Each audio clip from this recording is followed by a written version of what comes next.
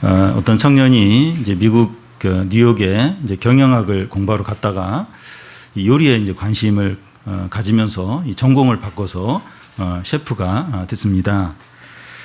유명한 셰프는 아니지만 이제 나름대로 성공한 그 셰프로 이제 활동을 이제 합니다. 그는 요리로 전공을 바꾼 것을 너무나 이제 잘했다고 이제 생각하면서 요리하는 것을 너무 행복하게 이제 여깁니다. 어떤 분은 10여 년간 대기업에서 근무를 하다가 삶이 너무 이제 지치고 그래서 이제 그 회사를 그만두고 이제 무작정 이제 유럽 여행을 이제 떠났습니다. 그러다가 이제 그 커피에 이제 관심을 갖게 되었는데 이 커피 원산지를 직접 방문해서 이제 커피를 추수하고 또 말리고 굽는 과정을 이렇게 연구하고 이제 조사를 했습니다. 얼마 후에 이제 본인이 직접 커피 매장을 운영하면서 이 커피 도매업을 이제 하고 있는데 너무나 재밌고 이제 행복하다는 겁니다. 요리든지 커피든지 빵이든지 이제 하나에 이제 꽂혀서 연구를 하고 열심히 하다 보면 신기하고 이제 놀라운 것들을 너무나 많이 이제 깨닫게 됩니다. 세상에는 이제 그런 사람들이 많이 있습니다. 새든지 물고기든지 곤충이든지 식물이든지 이제 하나에 꽂혀서 연구를 하다 보면 신비롭고 놀라운 너무나 많은 것을 이제 알게 됩니다. 이런 것들에 관심을 갖는 것은 나름대로 의미가 있고 가치가 있습니다. 그런데 이 사람이 관심을 갖고 알아야 할 것 중에 이제 가장 중요한 것이 있는데 하나님입니다. 하나님은 이 모든 것을 창조하시고 다스리시는 분이십니다.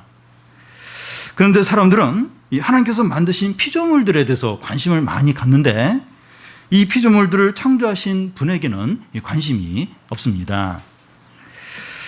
그런데 이 불신자야 뭐 그렇다 할 수 있지만 이 신자들도 하나님에 대해서 관심이 적습니다. 그래서 하나님에 대해서 잘 모릅니다. 사람들은 자기가 좋아하고 중요한 것에 대해서는 시간과 열정을 쏟습니다. 청소년들을 포함해서 이 청년들은 이 핸드폰에 시간과 열정을 쏟고 있습니다. 길을 가는 청소년이나 이 청년들 3명 중에서 한두 명은 핸드폰을 보고 갑니다.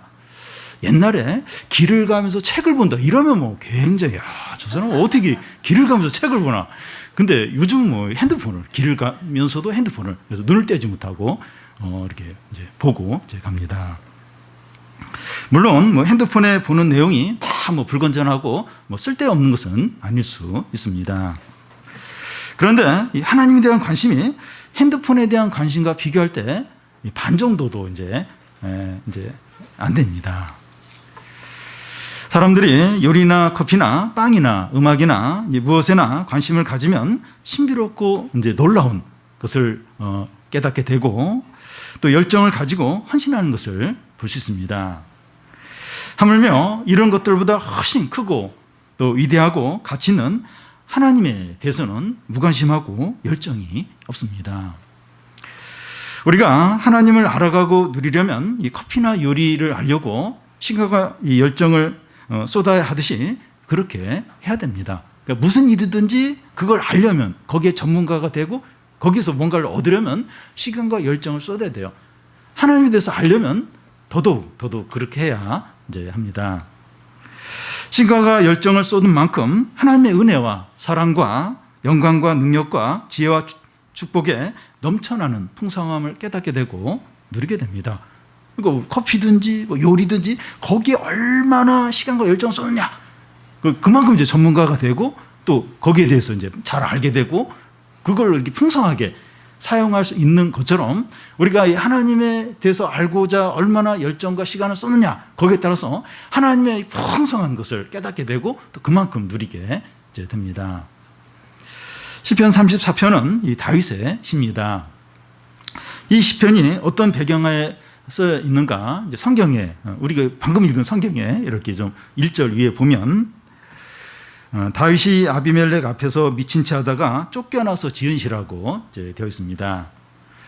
이 일은 사무엘상 21장에 나옵니다.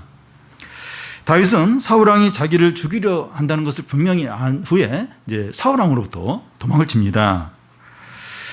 그런데 이스라엘 안에서는 이 사울 왕을 피할 곳이 없어요. 그래서 블레셋으로 이제 넘어갑니다. 블레셋에 가드왕 아기스에게 찾아가게 되는데, 근데 시편 우리 앞에 보면 이 다윗이 아비멜렉에서 쫓겨나서 지은 시라고 했는데, 그 사무엘상 21장에 보면 블레셋 왕이 아기스로 돼 있어요. 이름이 서로 다릅니다. 이게 어떻게 된 건가 하면 그 애굽 왕을 보통 바로라 그래요. 바로 왕. 그러니까 애굽 왕 이름이 따로 있는데 보통 애굽 왕을 이제 바로라고 이제 부르는데, 그와 같이 이 블레셋의 왕들 이름이 고유 이름이 있어요. 근데 그냥 아비멜렉이라고, 블레셋 왕은 아비멜렉이라고 이렇게 이제 많이 이제 부릅니다. 그래서 여기 이제 아비멜렉이나 이 아기스 왕이나 이제 동일한 이제 인물입니다. 다윗이 이 블레셋 왕 아기스 앞에 나아갔는데, 이 아기스의 그 신하들이 사울이 죽인 자는 천천히요, 다윗이 죽인 자는 만만히로라고 이제 여인들이 노래한 자가 바로 이제 이 사람이라고 이제 말합니다. 이 말을 들은 아기스 왕은 다윗을 이제 위험 인물로 여겨서 죽일 수도 있습니다. 다윗은 순간적으로 이곳에서 빠져나가야 된다 느끼면서 미친 채를 하는 겁니다. 침을 질질 흘리면서 문짝에 달라붙어가지고 발로 막 긁는 거예요. 미친 채를 이제 하는 겁니다. 아기스 왕은 다윗이 진짜 미친 줄 알고, 나에게 미친 사람이 부족해서 이 미친 놈을 데려왔냐 이러면서 내어 쫓으라고 이제 합니다. 다윗은 구사일생으로 호랑이 굴에서 빠져나옵니다.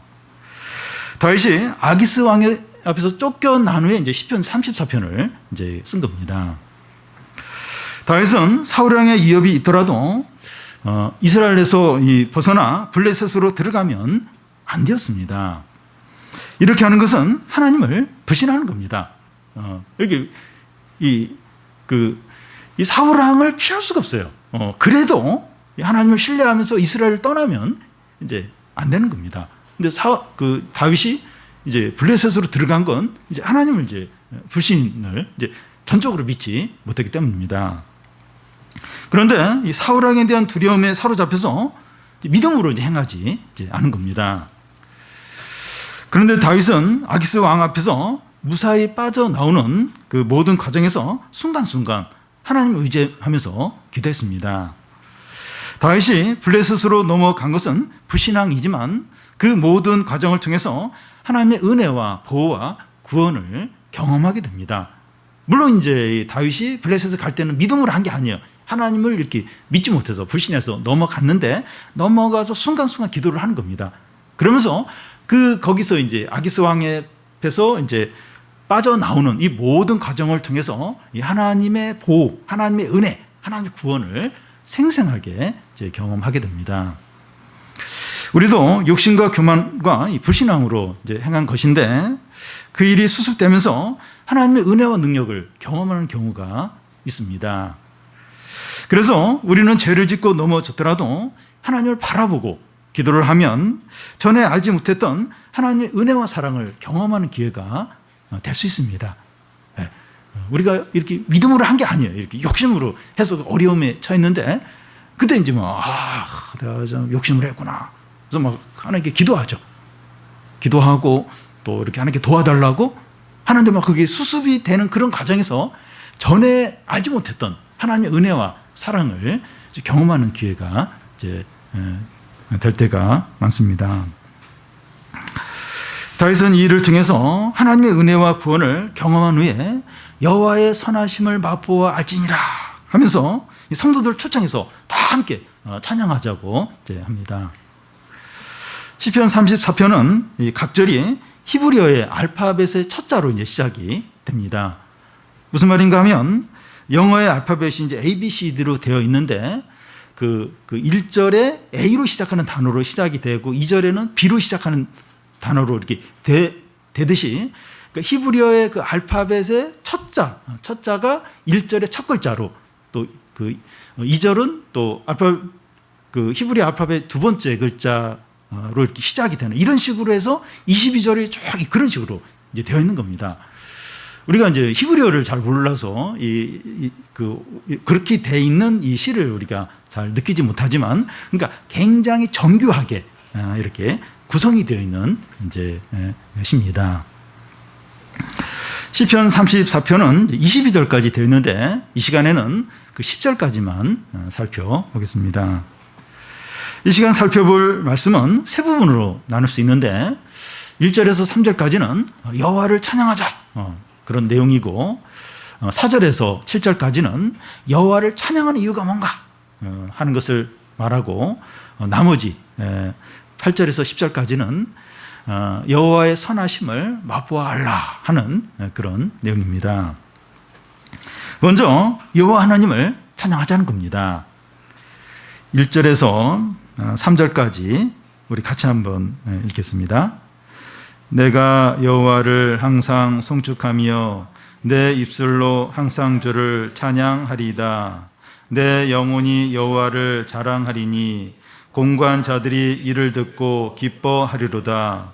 나와 함께 여호와를 광대하시다 하며 함께 그의 이름을 높이세. 다윗은 아기스 왕 앞에서 가까스로 빠져나온 후에 살았다, 죽을 뻔했네, 다행이다, 나쁜 놈들, 이렇게 하지 않았습니다. 다윗은 여호와를 송축하며 내 입술로 주를 찬양하나이다, 이렇게 찬양하리다 합니다. 항상 이 찬양하겠다는 겁니다. 여기 보면 그 1절에 보면 항상이 두 번 이렇게 나와 있어요. 항상 찬양하겠다는 겁니다. 내가 숨을 쉬고 또 내가 깨어있는 모든 시간 동안 하나님을 찬양을 하겠다는 겁니다. 하나님은 그렇게 찬양받기에 합당하십니다. 예배 시간이나 또 성경 공부 시간이나 찬양 시간이나 기도 시간만 그때만 이렇게 찬양하는, 그걸로는 너무 부족하고 내가 깨어있고 숨을 쉬는 모든 순간 동안 이 찬양받기에 합당하신 분이십니다. 언제나 어떤 상황에서나 내가 기분이 좋거나 기분이 나쁘거나 언제나 일이 잘 되거나 일이 못 되거나 언제나 이렇게 찬양하기에 합당하신 분입니다. 2절 앞에 보면 내 영혼이 여호와를 자랑한다고 하는데 여기서 영혼은 이 마음의 중심, 곧 온 마음을 가리킵니다. 여호와를 그 자랑한다고 하는 것은 그 1절에 여호와를 자랑한다, 이게 뭔가 하면 그 1절에 나와 있는 대로 여호와를 높이고 찬양하는 것을 말합니다. 그러니까 온 마음으로 여호와를 높이고 찬양하는 겁니다. 내 영혼이 여호와를 자랑한다, 이것은 온 마음으로 이렇게 여호와 하나님을 높이고 찬양하는 것을 말합니다. 그럴 때 어떤 일이 일어납니까? 2절 중간을 보면 공고한 자들이 이를 듣고 기뻐한다는 겁니다. 이 공고하다고 하는 것은 고통을 당하는 자, 가난한 자, 약한 자, 몸에 질병이 걸렸든지 뭐 사업에 어려움이 있든지 또 뭔가로 또 힘들어하는 또 여러 가지로 어려운, 그래서 너무 힘들어서 겸손하게 하나님을 바라볼 수밖에 없는 이제 이런 사람이 공고한 사람이죠. 공고한 사람들이 이 찬양 소리를 들으면서, 이 찬양을 들으면서 회복이 되고 기뻐한다는 겁니다. 공고한 자들이 이제 무엇을 듣고 기뻐하는가 하면 인간적인 위로의 말이 아니라 여호와 하나님을 높이고 찬양하는 것을 들으면서 기뻐하는 겁니다.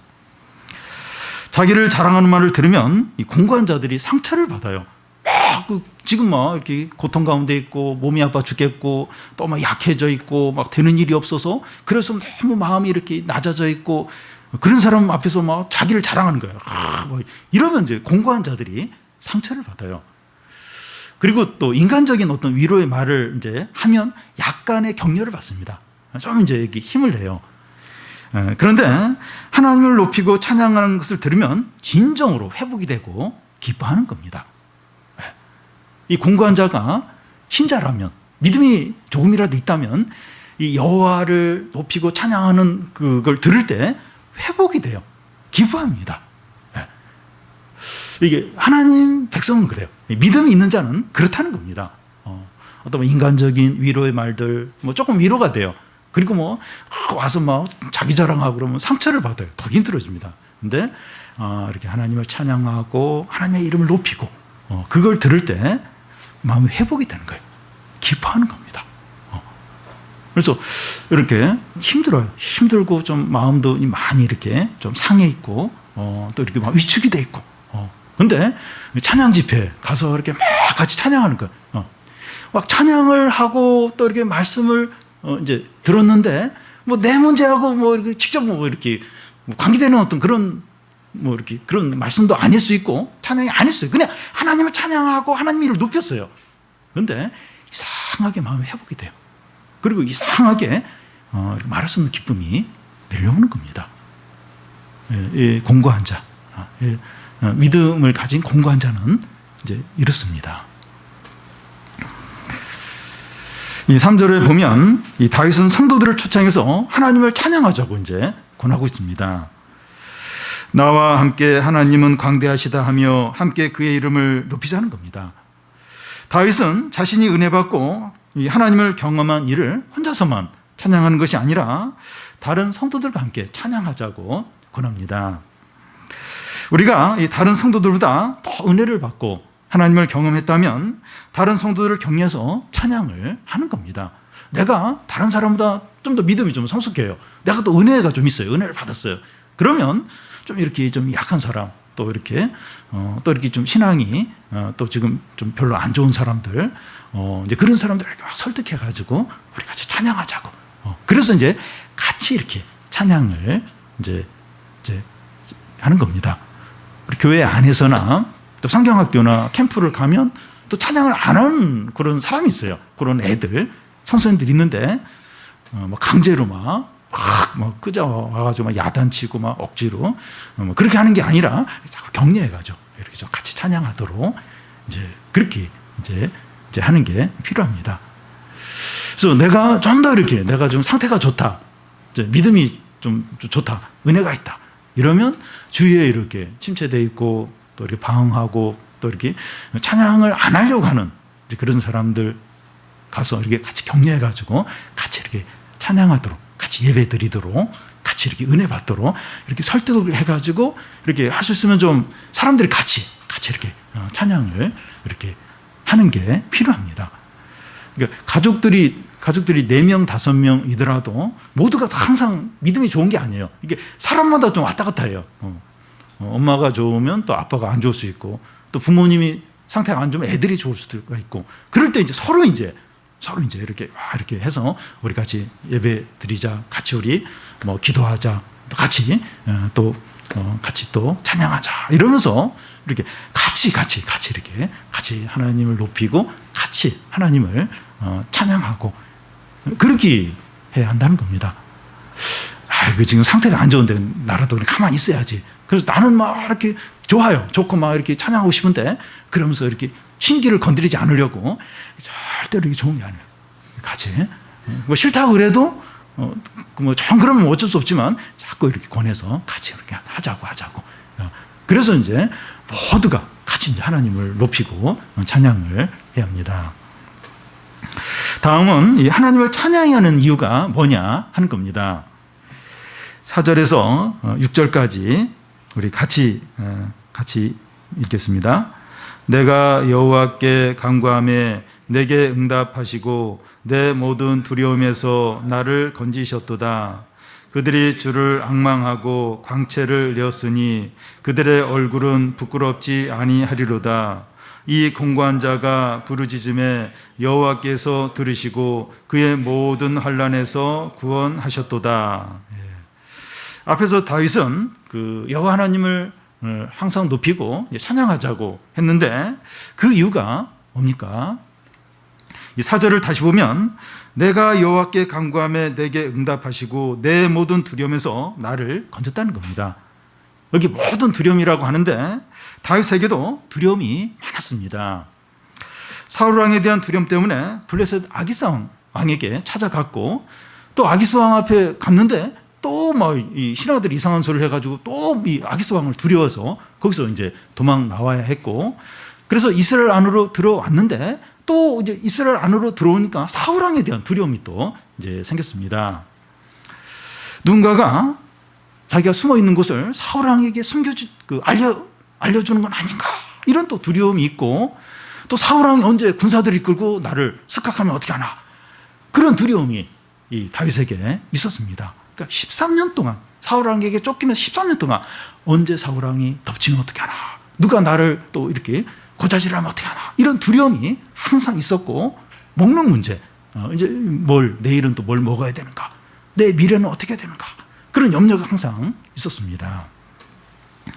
근데 다윗은 모든 두려움을 어떻게 했습니까? 여호와 하나님께 간구를 했어요. 그 두려움들 얼마나 많았겠습니까? 그 13년을 도망 생활하는 거, 도망. 뭐 직업 있는 것도 아니고, 누가 이렇게 필요한 걸 다 이렇게 책임지고 채워주는 것도 아니고, 그러니까 그 모든 두려움에 대해서 이 다윗은 이제 하나님께 간구를 했어요. 간구를 했는데 하나님이 다 응답을 했다는 겁니다. 하나님 응답을 하셔서 모든 두려움 가운데 건져 주셨습니다. 이번에 아기스 왕 앞에서도 다윗이 기도를 했어요. 그 순간에 기도를 했는데 거기서도 하나님이 그 아기스 왕 앞에서도 건져 주셨습니다. 다윗은 이런 이유로 하나님을 높이고 찬양을 합니다. 우리에게 이게 두려움과 염려가 많습니다. 우리도 두려움과 염려가 많아요. 뭐 경제적인 부분들, 또 사업들, 또 부모님의 어떤 질병의 문제들, 또 자녀 문제들, 자녀 공부 문제들, 또 미래의 어떤 일들, 또 노후의 어떤 일들, 염려와 걱정들이, 두려움이 많습니다. 그런데 다윗에게도 많은 두려움이 있었고 모든 성도들에게 두려움이 다 있습니다. 그러니까 나만 그런 게 아니라 이게 모든 성도들이 다 두려움이 많이 있습니다. 그러니까 이야기를 하기 전까지는 나만 어려운 것 같아요. 우리 집만 이렇게 힘든 일이 많은 것 같아요. 그런데 한번 이렇게 모임에서 한번 이렇게 나눔을 들어보면 나보다 훨씬 심각한 어려움을 가진 분들이 많이 있습니다. 모를 때는 나만 그런 것 같은데 이렇게 이야기를 해보면 진짜 심각한 어려움들이 다 있습니다. 이제 두려움들을 어떻게 해야 합니까? 하나님 앞에 가지고 와서 간구하는 거예요. 간구를 하는 겁니다. 그러면 하나님이 응답을 해주세요. 모든 두려움들, 이 어려움 가운데서 건져주십니다. 그러니까 다윗에게만 그런 게 아니라 우리들에게도, 우리들의 모든 두려움에도 하나님이 그렇게 하십니다. 그래서 하나님을 찬양할 이유가 생기는 겁니다. 여러분, 우리에게 두려움이나 염려가 없다면 하나님께 기도할 일이 없어요. 그리고 또 하나님께 찬양할 이유도 없게 됩니다. 그런데 두려움이 많은 거예요. 염려가 많은 거예요. 그럴 때마다 이제 막 하나님께 기도를 하죠. 그러면 이제 하나님 이제 응답을 하실 때마다, 그때마다 찬양하는 거죠. 찬양하고 하나님께 감사하고. 그러니까 이 찬양할 이유가 이제 많은 겁니다. 그러니까 보면 어느 가정에 보면 다른 집보다 더 그냥 그 어려움들이 많아요. 근데 막 그 가족들이, 부부가 막 믿음으로 그냥 살려고 하는 거예요. 그래서 그런 분의 어떤 고백을 들어보면 감사가 많아요, 감사가. 왜냐하면 그 위기 때마다 막 기도했고, 또 그럴 때 또 하나님 또 응답해 주시고, 또 막 늦게 응답해 주는 것도 있겠지만, 그 응답해 주시는 것으로 인해서 감사의 고백, 또 찬양의 고백을 이제 듣게 되는 거죠. 그러니까 이 모든 두려움들, 이게 이렇게 기도하고 또 응답이 있고, 그걸 통해서 찬양할 이유가 이제 생기는 겁니다. 5절에 또 찬양할 이유가 나오는데, 그들이 주를 앙망하고 광채를 내었으니 그들의 얼굴은 부끄럽지 아니한다는 겁니다. 여기 앙망한다고 하는 것은 의지하면서 바라보는 것을 이제 말합니다. 그들이 주를 바라보며 의지할 때 그들의 얼굴에서 광채가 난다는 겁니다. 이게 무슨 뜻인지 바로 이어서 이제 나오는데, 그들이 부끄러움을 당하는 것이 아니라 영광스럽게 이제 된다는 겁니다. 하나님을 바라보고 의지하는 자는 절대로 부끄러움을 당하지 않는다는 겁니다. 이 하나님을 앙망하는 자는 그 광채가 난다는 거예요. 이게 부끄러움을 당하지 않고 영광스럽게 된다는 겁니다. 다윗이 아기스 왕과 그의 신하들 앞에서 미친 채 미친 사람처럼 뭐 침을 흘리고 문짝에 매달려서 발로 이제 끄적거렸는데 이건 다윗에게 부끄러움입니다. 그런데 그가 이런 수치스러운 일을 당한 것은 하나님을 바라보지 않고 사울 왕이나 어려움을 바라보았기 때문입니다. 그러니까 끝까지 하나님을 바라봤다면 다윗이 이렇게 하나님을 불신하면서 이렇게 블레셋 왕에게 안 찾아갔을 거예요. 근데 사울 왕을 바라보고 어려움을 바라보니까 그러니까 막 이렇게 확 그냥 이렇게 믿음으로 하지 않고 이제 블레셋 왕에게 갔죠. 그러니까 그렇게 믿음으로 간 것이 아니기 때문에 거기서 이제 부끄러움을 당하게 된 겁니다. 그 제자들이 이제 갈릴리 호수를 이제 배 타고 가는데 큰 폭풍이 쳤어요. 근데 예수님이 그 물 위로 걸어오셨습니다. 근데 베드로가 예수님께 주님이시거든 나도 물 위에 걷게 해달라고 그렇게 말합니다. 예수님 그렇게 하라고 그래요. 그랬더니 베드로가 물 위를 걷습니다. 영광이죠, 영광. 어떻게 사람이 물 위를 걷습니까? 영광이 영광. 근데 베드로가 주님을 바라보다가 이렇게 바람과 파도를 바라보게 됩니다. 그러면서 한순간에 물속에 빠지게 됩니다. 실패하는 거죠. 부끄러움을 이제 당하게 되는 겁니다. 주님을 계속 바라보면 영광, 부끄러움을 당하지 않고 영광스럽게 이제 됩니다. 우리가 다른 사람들과 비교하고 이 세상의 좋은 것들을 부러워하면 부끄러움을 당해요. 자꾸 사람들과 비교해요. 주님을 바라봐야 되는데 자꾸 주위에 있는 사람을 바라봐요. 그 사람의 어떤 경제력이나 또 사업이나 그 다른 사람들 자녀의 뭐 성적이나 뭐 이런 걸 자꾸 비교를 하면 이게 부끄러워져요. 이게 부끄러움을 당하게 됩니다. 근데 하나님을 바라보고 의지하면 영광스럽게 돼요. 끝까지 힘들더라도 끝까지 주님을 바라보고 의지하면 영광스럽게 돼요. 이 부끄러움을 당하지 않습니다. 여호와 하나님만 바라보는 자는 부끄러움을 당하지 않고 영광스럽게 된다는 겁니다. 이걸 보면서 이걸 하나님을 찬양하는 거예요. 참 주님을 바라봤더니 수치를 당하지 않게 하시고 영광스럽게 하시는구나.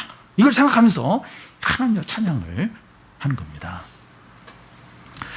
6절에도 이 찬양하는 이유가 나오는데 이 공고한 자가 부르짖음에 여호와께서 들으시고 그의 모든 환난에서 구원하셨다는 겁니다. 여기서 이 공고한 자는 다윗 자신을 가리킵니다. 다윗이 그래요. 참 공고합니다. 약해요. 가난해요. 이 고통 가운데 있습니다. 이 다윗 자신을 지금 가리킵니다. 다윗이 이런 공고한 가운데 부르짖을 때 하나님께서 모든 환난 가운데서 구원을 하셨다는 겁니다. 블레셋 왕 아기스 앞에서도 그랬고 이 사울 왕으로부터 그 매순간 그 하나님께서 구원을 하셨습니다. 얼마나 많은 그 위기 때마다 사울 왕이 몇 번씩이나 다윗을 잡으려고 했는데 그럴 때마다 이제 이 공고한 다윗을 구원하셨습니다.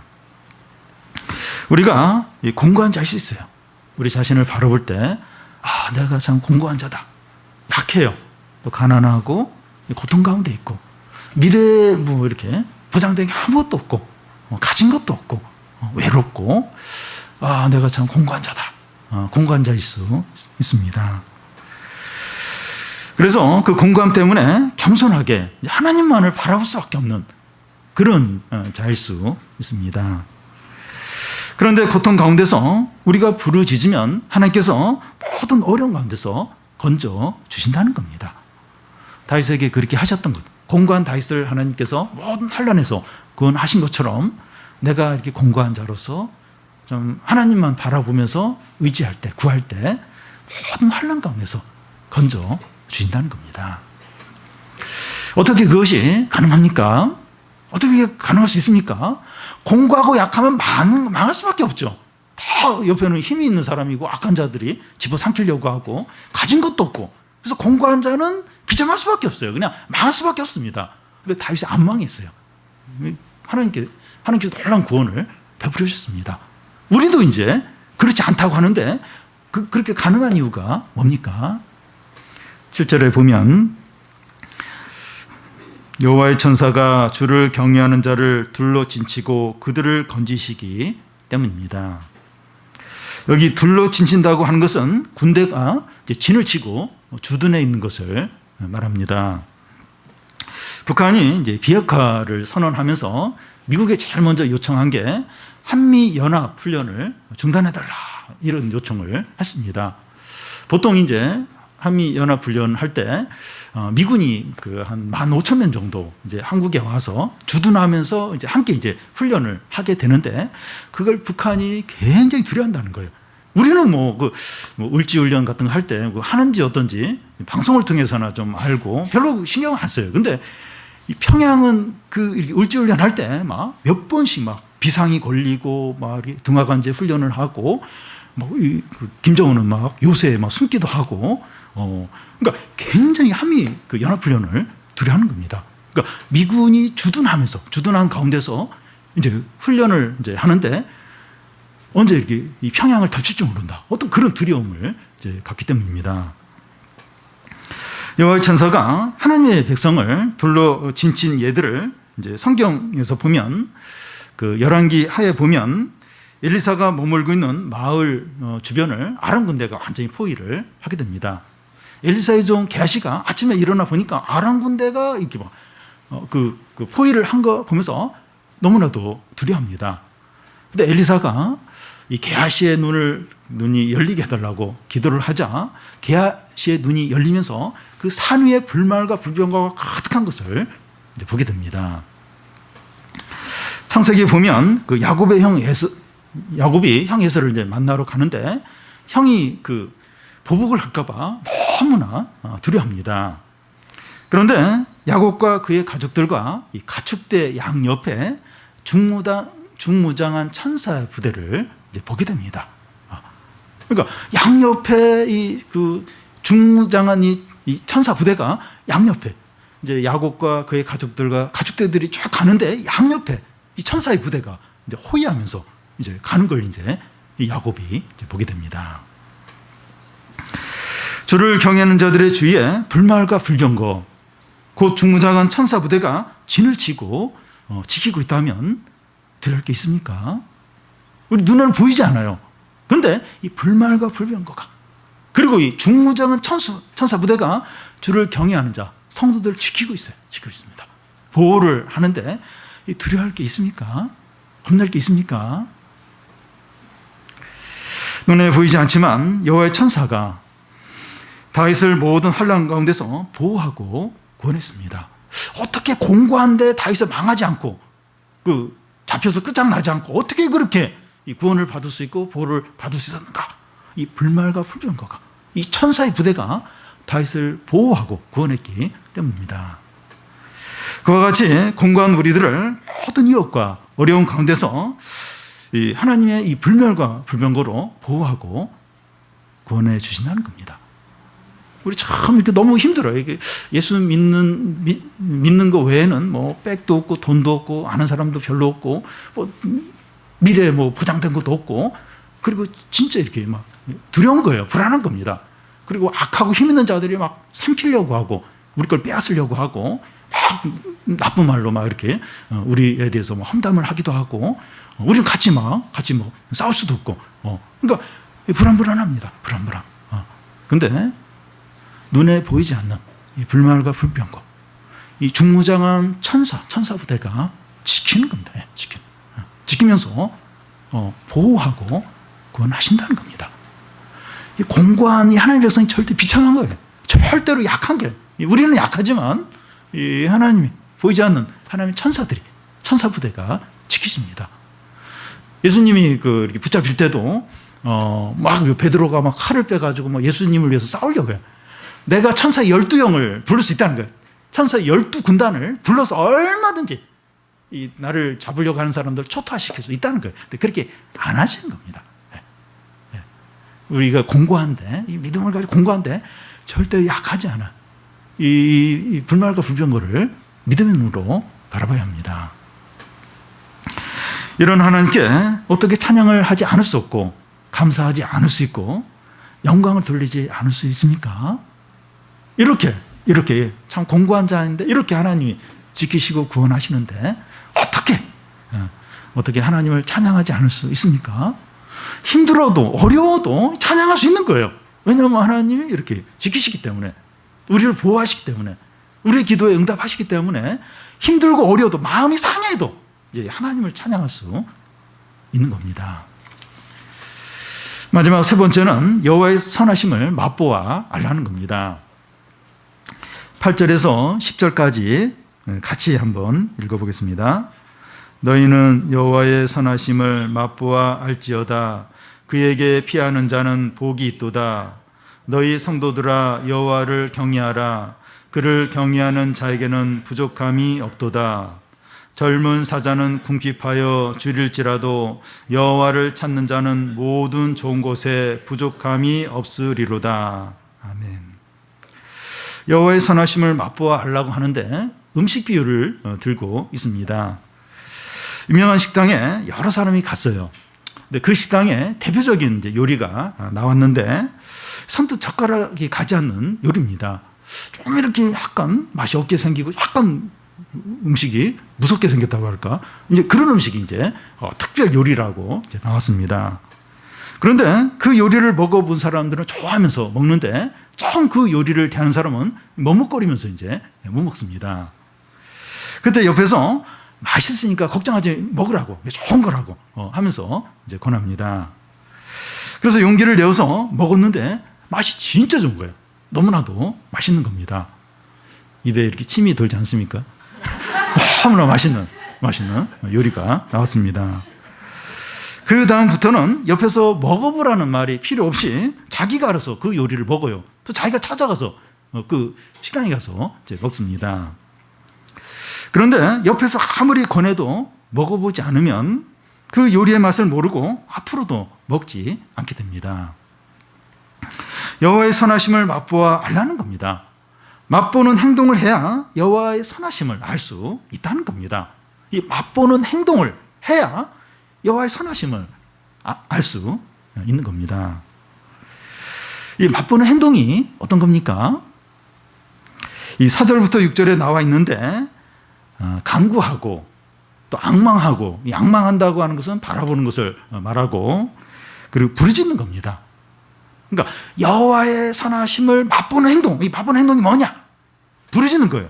하나님께 부르짖고 또 간구하고 하나님을 바라보고 이제 하는 겁니다. 여호와 하나님을 적극적으로 찾는 겁니다. 예배나 성경 공부 모임이나 기도나 성경 읽기나 경건서적이나 모든 삶을 통해서 하나님을 알려고 애쓰는 겁니다. 그러니까 어떻게 하면 하나님을 좀 더 알 수 있을까? 그걸 막 적극적으로 찾아서 그렇게 하는 겁니다. 청소년들이 방탄소년단이나 아이돌 그룹을 이제 좋아하는데 얼마나 많은 시간과 열정을 쏟는지 모릅니다. 자기가 좋아하는 아이돌 그룹의 공연이 있으면 그 시간에 맞춰서 가는 게 아니라 몇 시간 전부터 가요. 몇 시간 전부터 가서 기다리고, 또 하루 전에 그 공연에 길을 불어넣기 위해서 공연장을 몇 바퀴 돌아요. 돌면서 기도를 합니다. 불을 내려달라고. 공연장에 불을 내려. 내가 좋아하는 그 아이돌 가수가 굉장히 노래를 잘하게 해달라고 막 기도를 해. 돌면서 기도를 합니다. 자기가 좋아하는 아이돌 그 그룹의 멤버들의 취미 생활이나 좋아하는 음식이나 옷 입는 스타일, 모든 신상 정보를 깨닫습니다. 그리고 뭐 새로운 어떤 멤버의 새로운 소식이 하면 또 그걸 막 이렇게 알아봐서 또 이렇게 그걸 기억하고 또 저장을 또 해놓습니다. 청소년들이 이렇게 하는 이유는 자기에게 중요하고 좋아하기 때문입니다. 우리 어른들은 이런 청소년들을 야단치려고 하기보다는 얘들은 자기가 중요하게 여기는 것에 이렇게 많은 시간과 열정을 쏟는데 우리는 하나님의 선하심을 알기 위해서 얼마나 시간과 열정을 쏟는가 하는 생각을 돌아봐야 됩니다. 어떻게 보면 그냥 일시적으로 좋아하는 거죠. 일시적으로. 어떻게 보면 뭐 가치가 있고 의미가 있는 이제 그렇지 않은 거에도 이렇게 열정과 그 시간을 쏟는데 우리는 그 하나님을 아는데, 이 하나님, 그 아이돌 가수와 비교되지 않는 크신 가치 가치 있고 중요한 하나님을 아는데 얼마나 시간과 열정을 쏟는가. 열정을 쏟는가. 내가 우리 애 아이돌 그룹에 열정을 쏟는 거 반 정도만 하나님께 열정을 쏟으면 얼마나 놀라운 일이 일어날까. 우리 자신을 이제 봐야 합니다. 우리가 하나님을 열정적으로 알려고 하고 찾는 것이 중요한 이유는 우리가 하나님을 아는 만큼 하나님을 누릴 수 있기 때문입니다. 그러면 우리가 얼마나 열정적으로 하나님을 찾으면 하나님을 제대로 알고 누릴 수 있습니까? 우리가 아무리 많은 시간과 열정을 쏟는다 해도 하나님은 너무나 광대하시고 풍성하시고 영원하시기 때문에 아주 조금밖에 알지 못합니다. 하나님은 우주보다도 더 크신 분이에요. 우주보다. 우리가 아무리 이렇게 시간과 열정을 쏟아도 그 하나님의 그 엄청난 부분에 아주 조금밖에 알지 못합니다. 그래서 우리가 하나님을 아무리 많은 시간과 열정을 쏟아서 알려고 한다 해도 지나치지 않다는 겁니다. 내가 이거 너무 이렇게 하나님을 위해서 시간을 많이 내고 열정을 많이 쏟는 거 아닌가. 그래서 내가 하나님 너무 많이 아는 거 아닌가. 세상도 좀 알아야 되고 영어도 좀 알아야 되고 그래야 되는데 내가 하나님에 대해서 너무 많이 이렇게 아는 거 아니까 너무 조금 아는 거예요. 너무 조금밖에 모른다는 겁니다. 하나님 너무 크신데 이 커피 잔 한 잔 하나님 태평양보다도 더 넓으신데 크신데 이 커피 한 잔 정도를 알고선 내가 너무 하나님을 많이 아는 것 같다. 이럴 시간에 좀 다른 것도 이렇게 좀 배워야겠다. 그렇지가 않다는 겁니다. 우리가 아무리 시간과 열정을 쏟아도 지나치지 않다는 거예요. 그래서 우리가 그렇게 해서 하나님을 아는 만큼 하나님을 누리게 됩니다. 하나님의 그 모든 좋은 것들, 아름다운 것, 영광스러운 것을 이제 누리게 됩니다. 마지막으로 하나님의 선하심을 맛보아하는 방법 중에 하나가 하나님을 경외하는 겁니다. 9절, 10절을 우리 같이 한번 읽어보겠습니다. 너희 성도들아 여호와를 경외하라. 그를 경외하는 자에게는 부족함이 없도다. 젊은 사자는 궁핍하여 주일일지라도 여호와를 찾는 자는 모든 좋은 곳에 부족함이 없으리로다. 제가 참 너무 사랑하는 그런 말씀인데요. 여호와를 경외하는 자는 부족함이 없다는 겁니다. 이제 예를 드는데 젊은 사자는 궁핍하여 주일일지라도 여호와를 찾는 자는 그 모든 좋은 것에 부족함이 없다는 겁니다. 이 사자는 이 동물 중에 왕입니다. 근데 이제 늙은 사자는 이제 힘이 없어가지고 사냥하다가 이제 실패하는 경우가 많아서 굶을 때가 많아요. 근데 젊은 사자는 힘이 넘치기 때문에 이렇게 사냥에 성공을 합니다. 그래도 이게 젊은 사자인데 자꾸 이제 사냥에 실패하거나 또 사냥할 짐승이 이제 없을 때는 이제 굶주리게 됩니다. 그런데 하나님을 찾는 자는 모든 좋은 것에 부족함이 없다는 겁니다. 여기서 이 젊은 사자하고 하나님을 찾는 자하고 차이가 뭡니까? 젊은 사자는 자기의 능력과 공급으로 사는 존재를 말합니다. 진짜 능력이 있어요. 실력이 있어요. 그래서 자기 능력으로 자신의 모든 공급을 책임지면서 이제 살아가는 그런 존재를 이제 말하고, 근데 하나님을 찾는 자는 하나님의 능력과 공급으로 사는 자를 말합니다. 자기의 힘으로 자기가 자기의 모든 걸 책임지면서 자기 것으로 사는 자가 아니라 하나님의 능력을 의지하고 하나님의 공급으로 살아가는 자를 이제 말합니다. 자기의 능력과 공급으로 사는 것은 바닥날 때가 있어요. 바닥날 때. 아무리 많아도 이제 바닥날 때가 있습니다. 이 컵라면을 좋아하는 분들 같은 컵라면을 막 5박스, 6박스 이제 이렇게 마트에서 사다 놓고 이제 잊어버리고 이제 먹을 수 있겠다. 근데 오늘 보면 다 떨어졌어요. 그러니까 아무리 많아도 이게 바닥이 나요, 바닥. 근데 하나님의 능력과 공급을 의지하는 자는 모든 좋은 것에 부족함이 없다는 겁니다. 계속해서 하나님이 채워주신 거예요. 당장은 뭐 보이는 게 없는 것 같아요. 근데 이 하나님의 어떤 풍성함들, 능력들이 계속해서 모든 좋은 것으로 넘치도록 채워주신 겁니다. 여기서 하나님을 찾는 자는 하나님의 선하심을 맛보아 아는 자라고 할 수가 있습니다. 그러니까 이 하나님의 이 선하심을 맛보아 아는, 이게 이제 다른 말로 얘기하면 하나님을 찾는 거죠. 하나님을 찾는 자는 여호와의 선하심을 맛보게 됩니다. 이런 사람은 하나님의 무한한 능력과 넘치는 공급을 받기 때문에 부족함이 없습니다. 하나님을 찾는 자, 하나님의 선하심을 어떻게 해서든지 맛보려고 하는 자는 하나님의 무한한 능력과 이 풍성한 공급함을 누리는 거예요. 그래서 아무런 부족함이 이제 없다는 겁니다. 다시 말해서 하나님의 선하심을 맛보아 아는 자들은 모든 좋은 것들로 넘치게 된다는 겁니다. 예, 이 당장은 여러 가지 어려울 수 있어요. 부족할 수 있는데 계속 하나님을 찾고 하나님의 선하심을 맛보아 누리려고 하는 자는 하나님의 그런 은혜가 있어요. 공급하심이 있어요. 뭔가 이렇게 예상치 않은 어떤 밀려오는 게 있는 겁니다. 하나님의 어떤 도우심이 있는 거예요.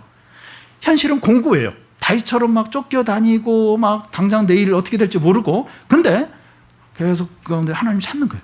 하나님의 선하심을 맛보려고 애를 쓰는 겁니다. 근데 보면 참 부족함이 없는 거예요. 넉넉한 겁니다. 오히려 왕권을 가지고 힘을 가진 사울왕은 점점 바닥이 나요. 결국 이제 전투에서 그 세 아들과 함께 이제 비참하게 최후를 맞는데, 그러니까 이게 젊은 사자, 힘 있는 그는 굶주리는 거예요. 근데 지금 공고한 자고 아무것도 없는 자 같은데 여호와를 찾는 자, 여호와의 선하심을 맛보려고 그렇게 애를 쓰는 자는 모든 좋은 것으로 누리게 되고 부족함이 없게 된다는 겁니다. 우리는 이 하나님의 은혜와 인자하심과 능력과 사랑과 지혜를 얼마나 알고 누리고 있습니까? 우리 한번 좀 들어보시죠. 이 하나님의 이 사랑과 은혜와 능력과 영광을 얼마나 알면서 누리고 있습니까? 우리는 하나님을 알려고 얼마나 시간과 열정을 쏟고 있습니까? 내가 이렇게 하나님을 알고자, 이 하나님의 선하심을 맛보려고 얼마나 이런 시간과 열정을 쏟고 있습니까? 우리가 좀 다른 거에 이렇게 쏟는 거하고 한번 이제 비교를 좀 해보면, 내가 이 하나님을 알고자, 하나님의 선하심을 맛보고자 얼마나 좀 애를 쓰는가, 애를 쓰고 있습니까? 바울은 이 그리스도를 아는 지식이 가장 고상해서 자기의 모든 자랑들을 배설물로 여긴다고 말하고, 또 그리스도와 이 부활의 권능을 알고 싶어서 그의 죽음에 참여하기를 원한다고 했습니다. 그러니까 이 그리스도를 아는 이게 너무 고상해가지고 자신의 모든 자랑을 쓰레기로, 배설물로 여기고, 이 그리스도와 이 부활의 권능을 더 이렇게 알고 싶어서 그리스도의 죽음에 참여하고 싶다. 나도 그리스도처럼 고난받고 죽고 싶다. 그렇게까지 이제 원한다는 겁니다. 자신의 모든 자랑, 자신의 어떤 생명, 모든 것까지 다 쏟아서 그리스도와 이 부활의 권능을 더 알기 원한다. 더 이렇게 누리기 원한다고 했습니다. 우리가 어떻게 하면 여호와의 선하심을 맛보아 알 수 있습니까? 어떻게 하면 알 수 있습니까? 하나님을 적극적으로 찾고 또 경외하고 간구하고 바라보고 그의 말씀에 순종하시기를 바랍니다. 그러면 이 여호와의 선하심을 맛보아 알게 됩니다. 그러니까 아무리 이렇게 해도 지나치지 않아요. 걱정하지 마세요. 우리가 내 균형을 맞춰야 돼. 균형 안 맞춰도 돼요. 그렇게 해도 지나치지 않습니다. 우리가 너무 지나치다 할 정도로 해도 안 지나쳐요. 우리가 그 하나님을 아는 만큼 누리게 됩니다. 우리 모든 성도들이 여호와의 선하심을 맛보아 알아서 모든 좋은 것들을 풍성하게 다 누리시기를 바랍니다.